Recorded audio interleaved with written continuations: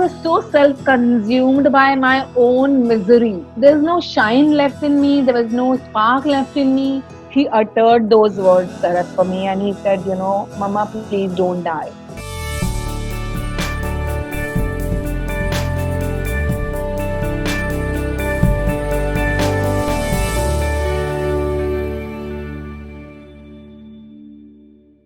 Okay, thank you so very much, Dr. Meghna, for joining me here. It's a pleasure that you're here, taking out time for me and the audience. Thank you so very much. Thank you, Sarat, for having me here with you and your audience. Most of the people who are in my circle would know you, but those people who don't know you, can you tell me what is that you do and a small brief about your story? Yeah. So, Sarat, I'm an Ayurvedic doctor. I graduated from the Ayurvedic College at Mumbai University 23 years back. And since then, I'm practicing Ayurveda, energy psychology, and success coaching. Wow. I'm also an entrepreneur. I have 3 different businesses. And so that's about me. So I help people transform their lives. I become so people fondly call me holistic transformer. Wow. Where I help them, so I help them in their life, personally and professionally. Wherever their mindset blocks are there, or if they at all feel there are any sorts of emotional upheavals that they have, they are not able to get over some past traumas, or for that matter, the speciality that I have is sometimes people are not even aware what could be their problem. I always believe in my last 23 years of career that what people think their blocks are, generally that are not their blocks. But generally they come from somewhere else and people are not even aware of that. So my specialty is to identify those unseen, unknown blocks and remove them, eliminate them, and give them a smooth path ahead. Or at least make them equipped enough so that even if there's a path which is bumpy or could be a possibility that they will have some mountains and valleys to climb and come up with, they will be able to do it so in their life ahead. So that's about me. Okay? For last 23 years I've been doing this, and so far I think more than 50,000 people I have worked with individually. Wow. I have worked with corporates, I have worked with different teams. I've worked so far in 5 different countries. And recently, like a couple of years back, I started my own open programs, the training programs under the name of Ultimate Success. So far in the last couple of years itself, we have worked with about 5,000 people through that program. Amazing. So so it's all about me. This is me, okay? But thank you so much, Sarat, for having me here. As a child, Sarat, I always remember this now, that my parents had no other fights, but the fights would only happen over money. The arguments would only happen over money. And because he was a sole earner of the family and we were 4 children giving good education and decently good upbringing in terms of food and abundance and all that stuff, our money would get over by the 20th or 25th of every month, and there was no saving that my father had or no other resource that he had. Okay. So what he started doing eventually, the moment he saw that his children's expenses have increased, what he started doing is he started picking up more jobs. Okay. So I saw him being unavailable for his family because he was at the time doing 4 odd jobs, to get more money. There were Sundays I would miss my father. He wouldn't be there. Some Sundays he would be there. Some Sundays he wouldn't be there. And I remember every birthday, every sports day, every annual day, I have never seen my father in my school. Or even for the parent-teacher meeting, only my mother would come, and I would always on special occasions like birthdays, I would miss my father, because I would see other children and their father, and I would look at my mother and she would just, pat me and she would say that it's okay, he has to give you the best of everything, so he has to go and work more and make more money. So when I reflect back, Sarat, I realized that the biggest block that I had in my mind was if I have to make more money, then I have to compromise and I have to work more. Hmm.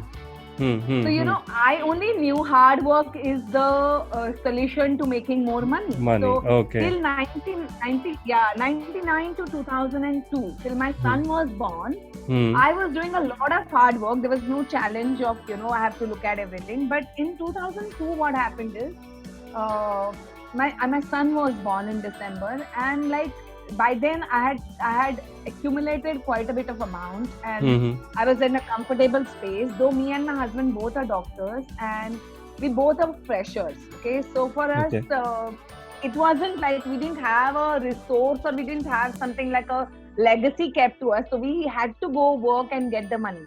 So in 2002, what happened is when my son was born, I had enough reserves that I said, okay, even if I don't work for 4-5 months, it will be fine. Okay. So I took a break, and of course, I was very happy to be around my child. And after 4 months, I started missing my work because, to be very honest, I've always been very ambitious related to my career. That's again my parents' upbringing to me. So I wanted to go back to my work. I went back to my work, and I sat there, but nobody came. Okay, I waited for my patients. Nobody came, and then, you know, 1 or 2 people would come, and I'm like, what the hell is this? Why is it happening? I've worked so hard, I've built my brand, I'm so good with my patients. Why are they not coming back? So then I thought, okay, I started talking to other people, and they said, you know what, hota hai, you know, people go to other doctors, but wait, and they'll come back. And I waited for 6 months, for a year, and my practice started to be honestly what it was earlier. It had come down to 1/4. Oh my God. And even after a year, people wouldn't come back. And then I started asking people, you know, feedback. What's the problem? Why you think people may have gone and they are not coming back? So people gave 2 answers, you know. They said, one, they found another person who's probably equally good or better than you. Right. And people don't want to switch immediately. Right. Which I agree to. See, there's no dearth of skills and talent in our country, right? So I'm sure there must be other doctors. Those are equally qualified, equally good with their patients and giving results. Absolutely. And the second thing they told me was very weird. You know, they said, you are a woman and you already have one child. You are a young woman. You're going to have soon another child. And then we'll have to search another doctor. And I'm like, oh my God, this is like terrible thing, right? Absolutely. And then I remember coming back home to my husband and telling him that, you know, I am feeling so shit today.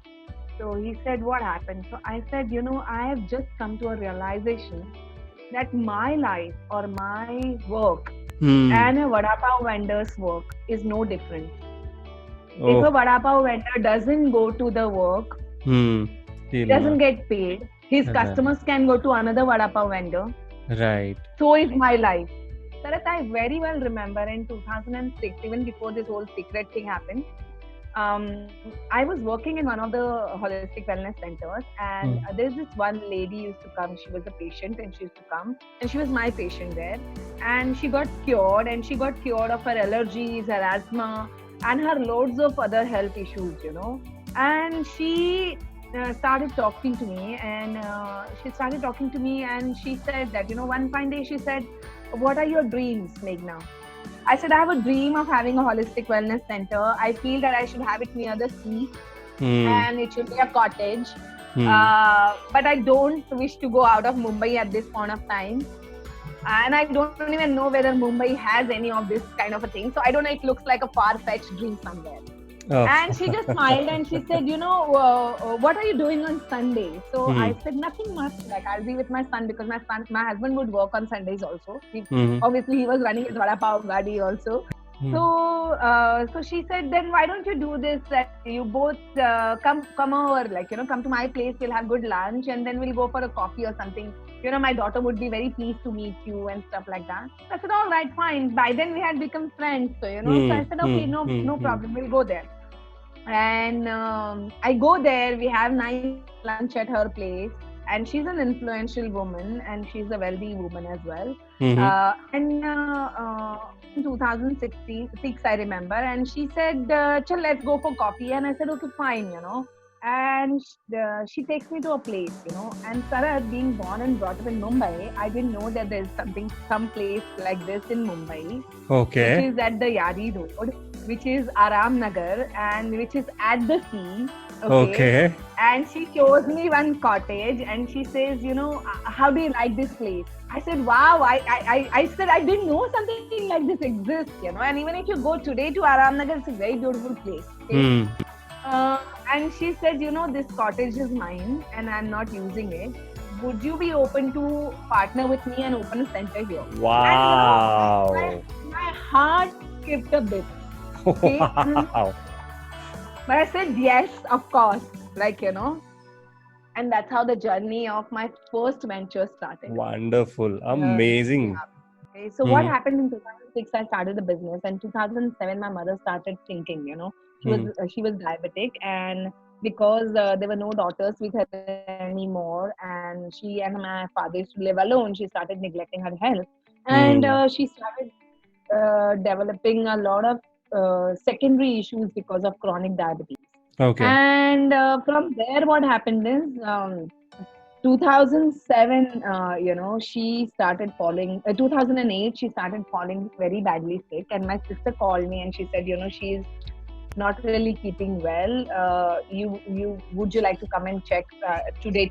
So I said, I think she's gone into hypoglycemia, because my mother had an episode a couple of times of hypoglycemia. That's like low blood sugar and fainting and perspiring a lot, and then we had to admit her to the hospital to bring it to the normal stage. So she was also a patient of pacemaker, so we had a pacemaker in her heart also. So I thought that this is one of the episodes, and it was very late in the evening, so I told my sister, I'll come tomorrow morning. Right now you give her the glucon ghee, and I think she'll stabilize. So my sister did that, and then I called her again in the middle, and she said, no, nothing is helping, and she's still blabbering. I said, okay, fine, I'll come first thing in the morning. Tomorrow morning I'm coming and I'm taking her to the hospital. So I went early to her. I checked her, and she was really blabbering badly, and I realized that it was not hypoglycemia. It looked like, because I'm a doctor, I could diagnose, and it looked like more of a sodium and potassium imbalance. So where people become delirious, and they don't remember things, or they have partial memory loss, and then they suddenly start talking a lot, like blabbering a lot. So I took her to the hospital, and my mother told me while going to the hospital that don't take me today. Next time it happens, you take me to me. I want to be home. I said, no, we have to take you, we have to get your checkup done and stuff like that. I forced her. I took her with me to the hospital. And the doctor diagnosed that, yes, of course, sodium and potassium were low. And after that, Sarat, for 22 days, my mother was in the hospital. And those 22 days were really, really tough on me, because I had a young boy at home who was 5-year-old. Then I had my new business. That was another baby that I was cultivating. And because I was a doctor, and that area is very, very celebrity oriented area. So I was so fortunate in my business right from the first month itself that I had celebrity clients, and I had a good inflow of clients and money coming. But I was the one who was managing the business, right? Like the medical aspect of it. So I was kind of like taking care of that. I was taking care of my mother, and because I was a doctor, my sisters and everybody in the family was relying on me to make few decisions, take care of things. And it was pretty stressful 22 days for me. We had some loans on us already, and during that period, my mother went through a lot of medical expense, and obviously they didn't have back then the insurance, etc. So all accumulatively medical expenses and loans and things piled up, and I got into a huge debt in those 22 days. Okay. And after the 22 days, what happened is the doctor said that he came and he spoke to me, and he said, you're a doctor, you know that your mother is already on the ventilator. And I don't think beyond this we can stretch it. And we have given her the best of the injections, best of the medicines, but her body is not reviving. Okay, by then my mother was in and out of coma and slipping into coma and stuff like that. So Oh. it was quite a bit of that kind of a stuff. And on the 22 days, when doctor came and spoke to me, and he said, you need to remove the ventilator support, life support, because she's not going to revive beyond this. And we probably will have to do a tracheostomy for her, where we have to insert the tracheo. You have to cut the throat and put the machine. So I said, you wouldn't want your mother to go through that, and it is not going to revive anyway. So I I understood that. I spoke to my father, and I said, we will have to do this. I spoke to my sisters, and my sisters said, okay, whatever you decide, you make the decision. And I remember, Sarat, it was 14th of September, 2008, where I signed the papers along with my father to release my mother from her life support system. It was as if, I took that bold decision. I was strong enough to take care of other people. But when I signed that paper, I realized that it's like a death warrant you're signing for your parents, your mother. I remember for days waking up with the ambulance sirens in the middle of the night. I remember the days where I'm consoling and taking care of everybody in the family. At the same time, putting a brave face in my business, putting up a brave face at my home with my child, because all the time I believed as a child that if you're strong, you're not going to cry. So, little did I know that that's opposite. You see, it was always told that you're strong, there's that, and I kept everything. I bottled up my emotions so badly inside, Sarat, that I didn't even realize, and in just few months, I somewhere had slipped into depression. Oh. And I just didn't know it is depression because I was not ready to acknowledge that it is depression, and something like that can happen to me, the person who's so strong. And I was managing everything else, right? So I was putting up a facade of managing everything else, but I knew that for a very fact that all the people around me, like back then my business partner, my husband, my child, everybody was bearing the brunt of my, those bottled up emotions, because I was snapping at everybody. I was so bad. I was so snappy. So my husband was trying to talk to me, and I was like, oh no, nothing is wrong with me. Everything is wrong with you. You should take care of yourself. You're not taking care of your responsibilities. Typically putting blame, saying things to him and putting him under the pressure that we have these loans and you're not doing anything, and this is something, which was uncalled for, which was not necessary, and that's not who I am. And then my husband kept on taking it a lot, but I think our relationship went through a terrible phase during that period.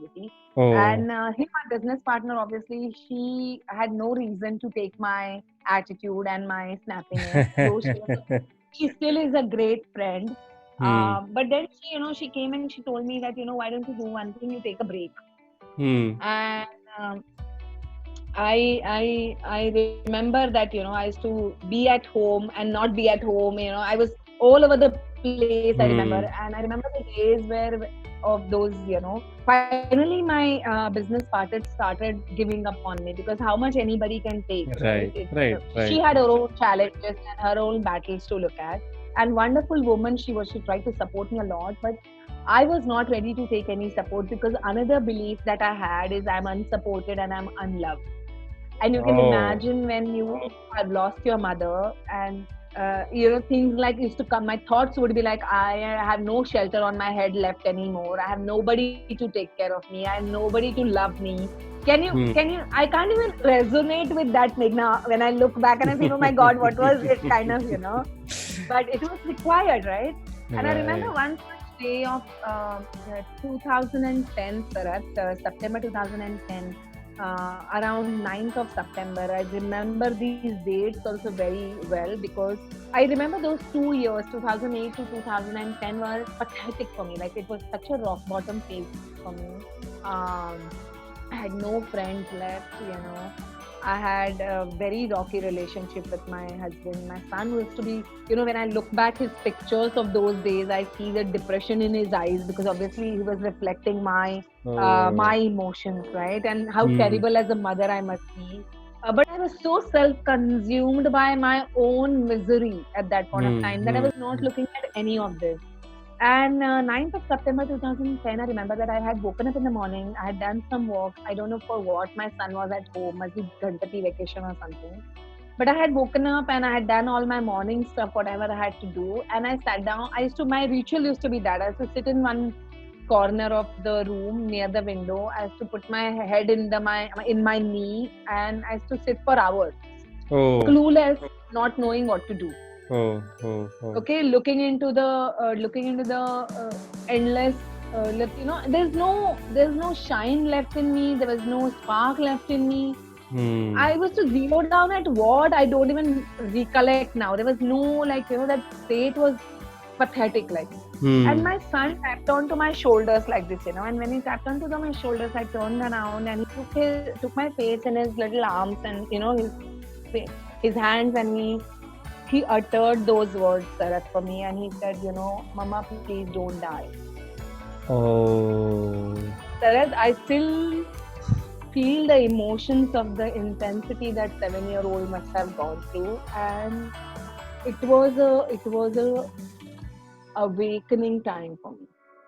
It No. was it was my turnaround of my entire life, you can say, where it shook me out of my slumber, and it told me that I'm not just one daughter, but I have so many other things, you see.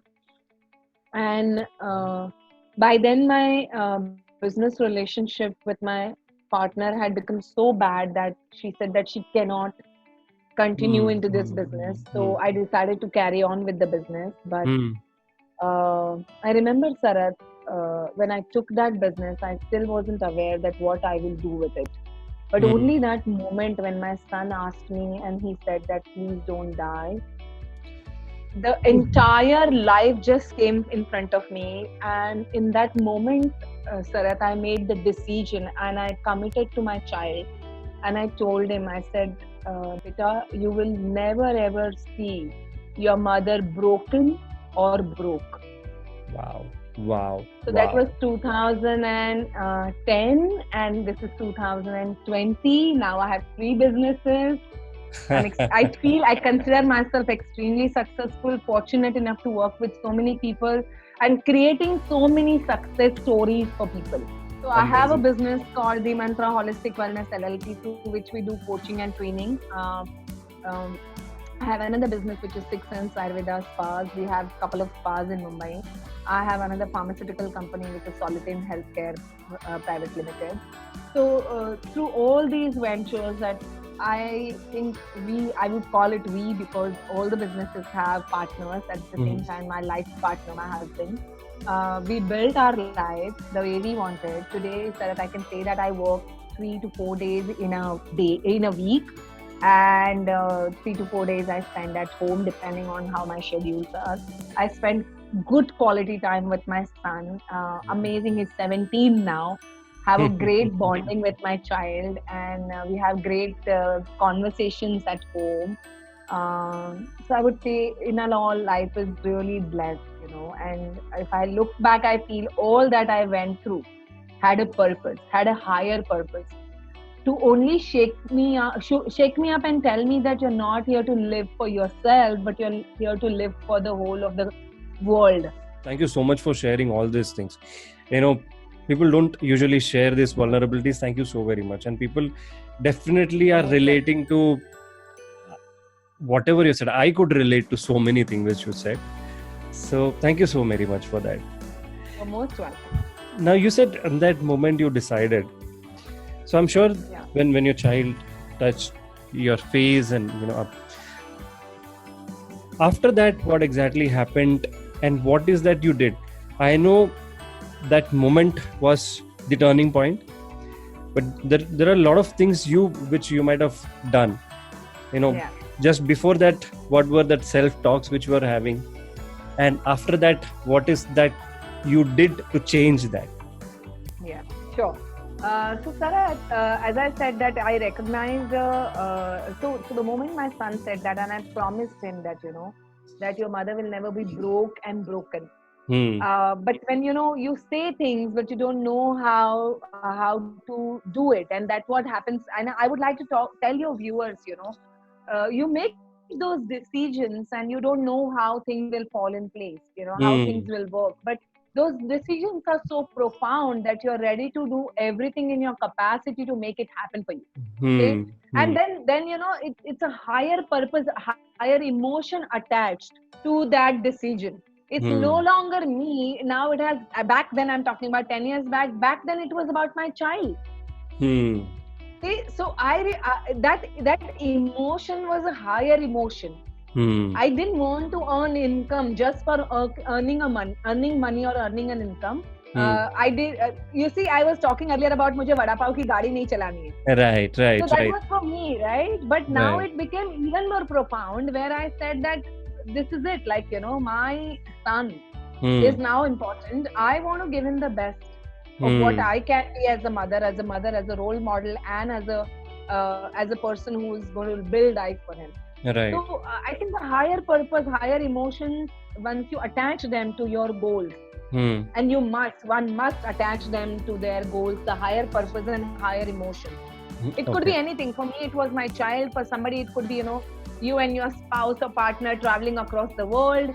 For somebody, it could be if I get this opportunity, if I make more money, I can add value to many more people's lives.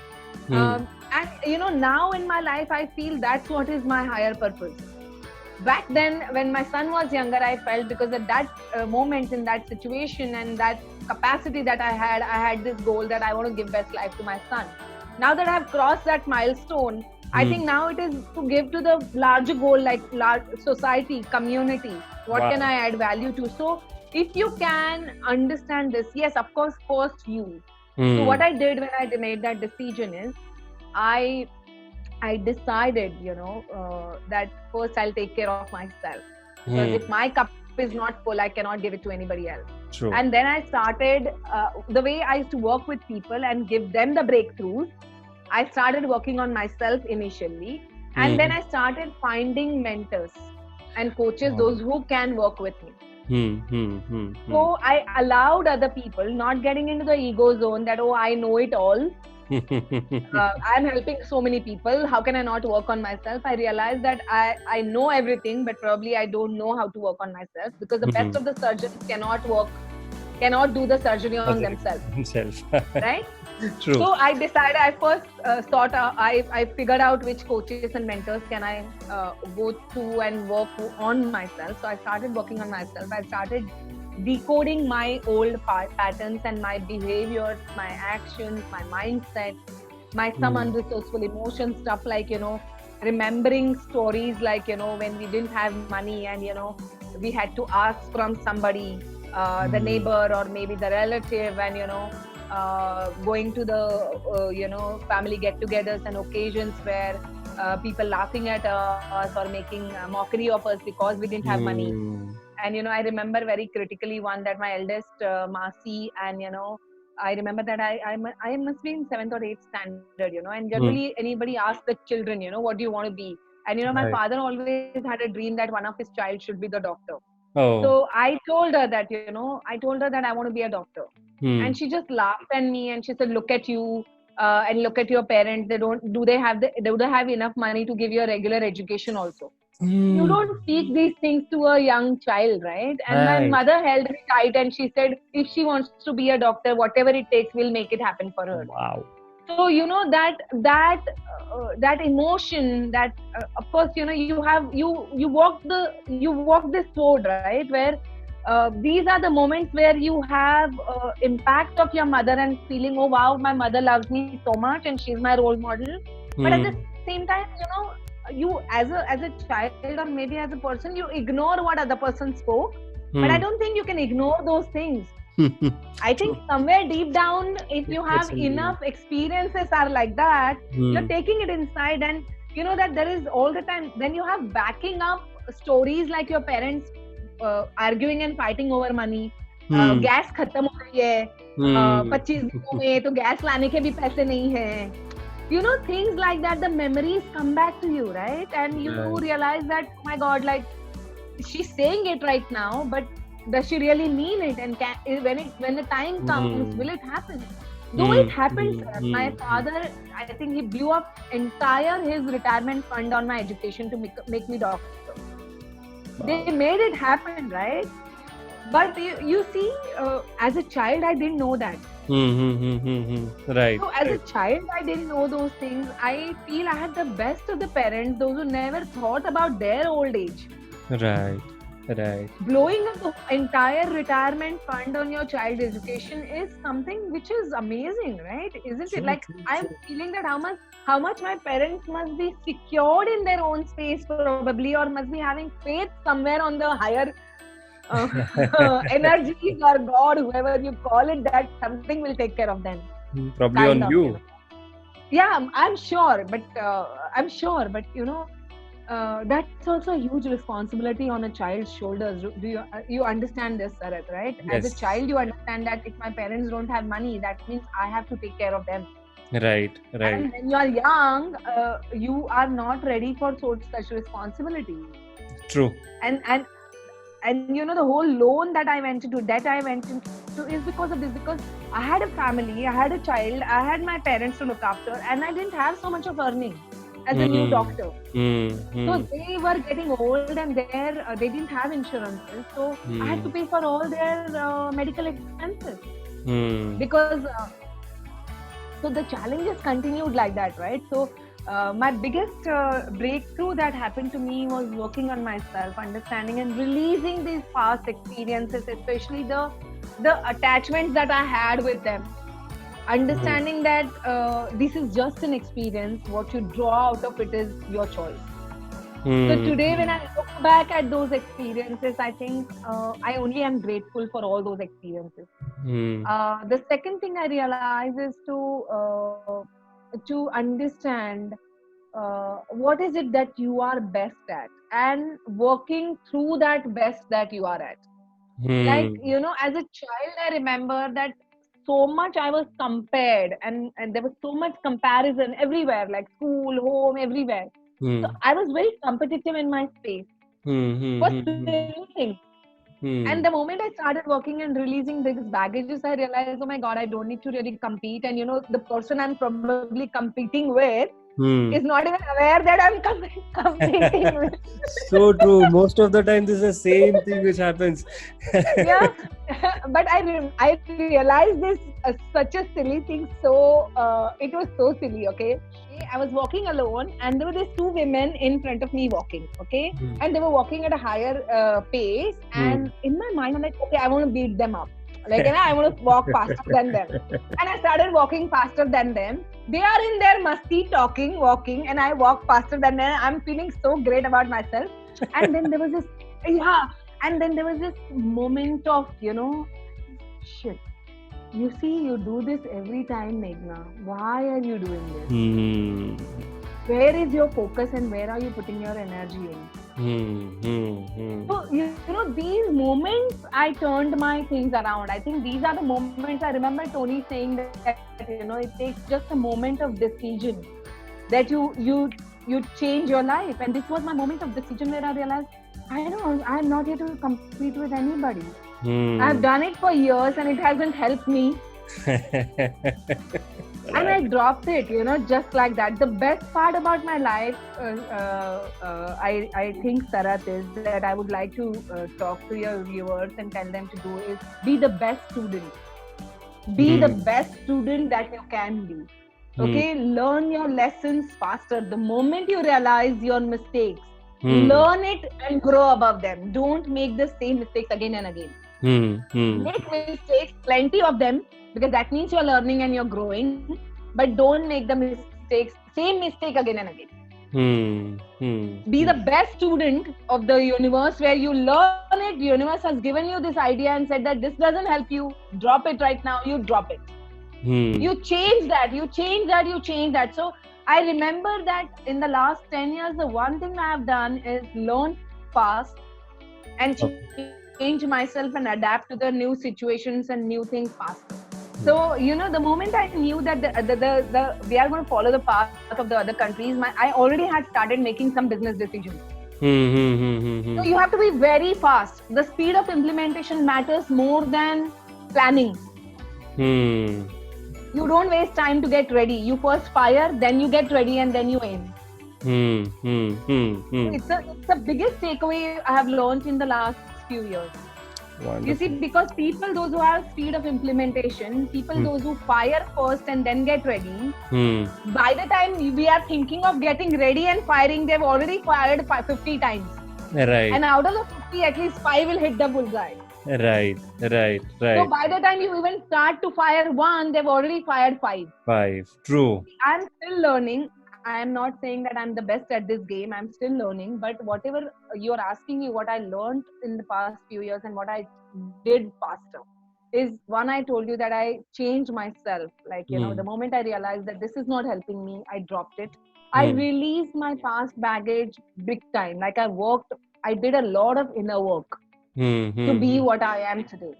I realized very early that even before you get the results, you have to visualize those results, and you have to be in that situation and figure out that what are you doing? How do you look like when you have those results? So, you know, I realized these things where that visualization, those inner work matters the most. I changed my self-talk big time, where today I watch my words, and Sarath, I must say that 99%, I would say, 1% I would still give myself a little bit of leeway, but 99% I would say that my words, my vocabulary is very, very empowering.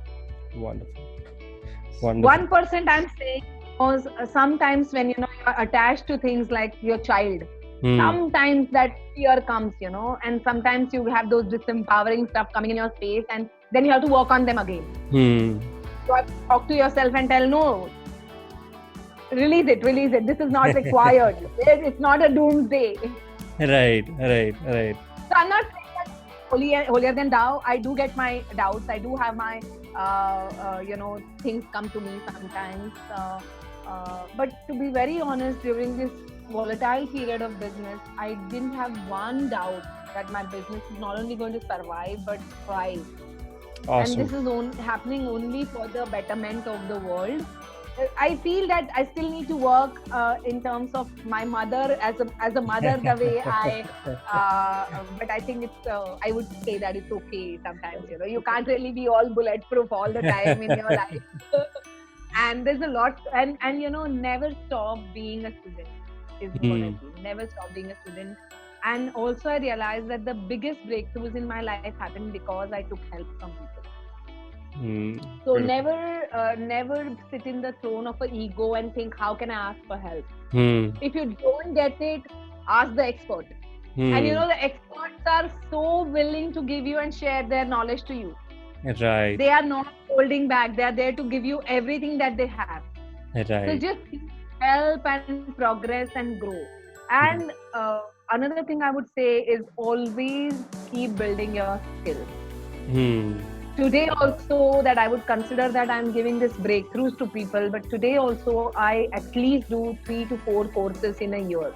I travel to international destinations. I invest in courses and expensive courses so that I can add value to my life and the value to other people's life, those who are in my coaching circle, you know. So always keep learning and keep upgrading your skills. Never stop doing that.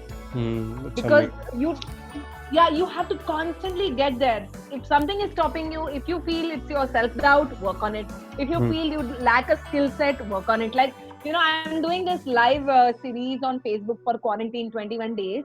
Right. I took that opportunity. I thought 21 days is a great time to change or build habits. So let me just help that many people, right? So this woman, I saw her messaging me on my inbox and asking me that, you know, she has a dream of she's into the multi-level network marketing business, and she said, I have a dream of making 90 lakhs in a month, but I'm not even making 1,000 at this point of time. And she had written a long post, and she said, you know, and my English is also very poor. So I just told her that 2 things. I said, first, our spoken language is not English. I said, आज मैं, and you know, Sarat, I'm doing these videos in Hindi. This live is in Hindi because I want to reach Right. out to the 80% people in India, those who speak in Hindi. Right. There's enough in English out there who's doing in Hindi. So I Sure. said, एक तो अगर आपकी भाषा हिंदी है, आप हिंदी में बात करेंगे, यहाँ 80% लोगों को समझ में आता है. Absolutely. And there are so many people in the world, those who are successful, speaking their mother tongue. You look at China. Yes. They only speak their language, right? So you don't need the language. And I said, secondly, if mastering English language gives you the self-esteem that you need, then who's stopping you from mastering it? Right. It's two ways. You look at it. One, you should not doubt on yourself because you don't know the language. And second, nobody's stopping you from learning the language. Absolutely. Absolutely. Build it up. Yeah. Isn't it? Like, Yeah. I belong to a Marathi medium. I belong to a vernacular medium school. Right. I Same didn't here. know English. Yeah, and we learned and we speak, right? Right. Now, so don't stop. Skill building and attitude building should never stop in one's life.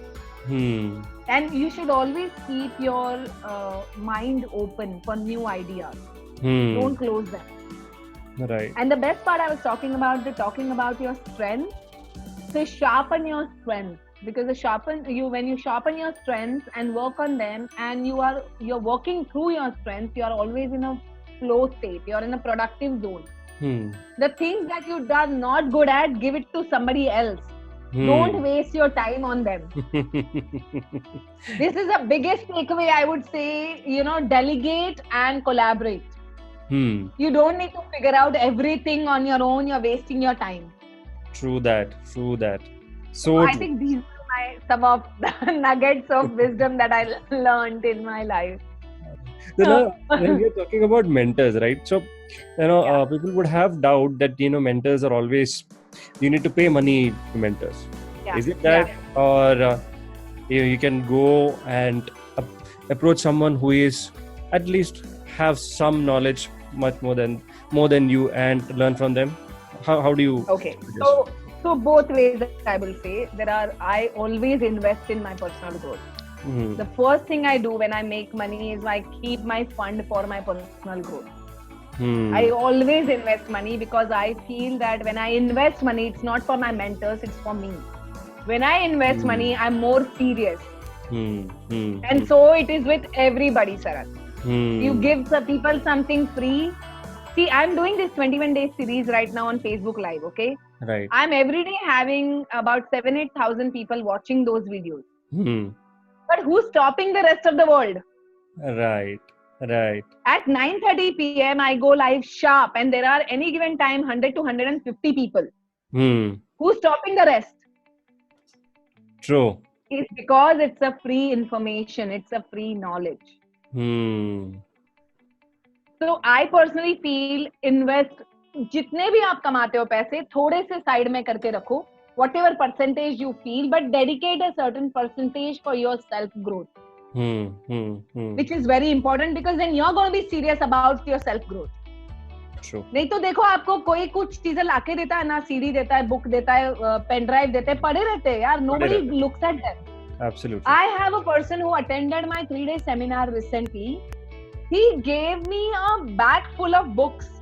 Okay, bag full of books, Sarat. I'm not kidding. He said, I'm donating for your library. Wow. And when I opened the books, some of them were not even touched.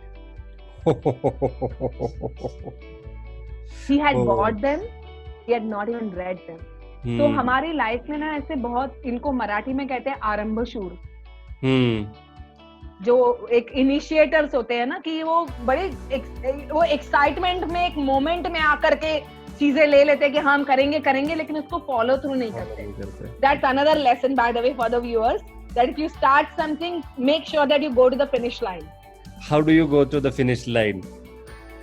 By being consistent, being enough perseverant, and being at it. Like, planning, go for it. You will fail, maybe no matter how many times you fail, but you don't change your goal. Maybe you change your path. You don't change your destination. Maybe you take another journey. But perseverance and consistency matters a lot when it comes to achieving the goals that you have set yourself for. Absolutely. Otherwise, a lot of people fizzle out because success ki journey, like how Blair says, no, success ki journey straight line nahi hoti hai. It's not a straight line. Bilkul. There are lots of mountains and valleys you have to keep going through. We have so many, like my depression, those 2 years were pathetic, horrible. Then I look back and I say, my God, how did I sail through those 2 years? What did I do in those 2 years? I don't even know. You see, so all of us have them, right? It's a sheer determination. You're determined to reach your destination. You may have to change your path, but you don't change your destination. And the last thing I would like to say is, from the Gita, I think this has impacted my life so much all through my life is कर्मण्ये वाधिकारस्ते ना फलेषु कदाचित्. अपना काम करते जाओ और फल की अपेक्षा मत रखो. वो कर्मा पॉइंट्स कहीं ना कहीं होंगे और वो फल अपने आप आएगा. It will explode. Thank you so very much. It was fun learning from you. I'm 100% sure that audience have got what they wanted from your conversation. Thank you so much for being so vulnerable and sharing all your vulnerabilities. All my pleasure, Sarath. And I want to build this community more and more. So I'm very selfish. That's the reason I share all these things, because I feel the world really needs people like us, those who can really help more people. The world is really beautiful. And I don't think like Blair says, right? The world today needs teachers. And teachers are leaders. Yes. So if we don't share our vulnerabilities, who else will? True. So true. Thank you. Most welcome. Awesome. So for audience, if you have found this video interesting, do share, comment what is that one thing which you have learned, and you can connect to Meghna on Facebook through. You can connect on my page, Dr. Meghna Dixit. You can connect on my Instagram, Dr. Meghna Dixit. You can connect on my LinkedIn, Dr. Meghna Dixit, and you can also connect me through my website, www.drmeghnadixit.com. Okay, thank you so very much, Meghna, for being here and sharing your story. Thank you so very much. Thank you very much, Sarath, for having me here. And I wish to reach out to all the people through you, to your community. And you're doing a wonderful, wonderful job, Sarath. Thank you so much. Thank you so much.